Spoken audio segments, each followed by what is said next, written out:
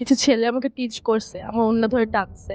যেটা আমার সবথেকে বেশি খারাপ লাগছে, তারা প্রতিদিন কলেজ টাইমে আসার সময় আমাকে ডিস্টার্ব করে। আমি চাই তুমি ওদের উচিত শিক্ষা দাও। এত বড় সাহস! কোন ছেলে তোমাকে ডিস্টার্ব করে? চলো তো দেখি।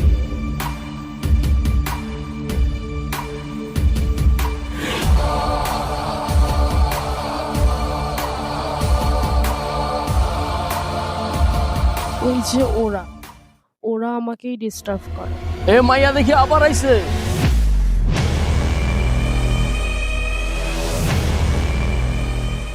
কিরে, তোর এত বড় সাহস?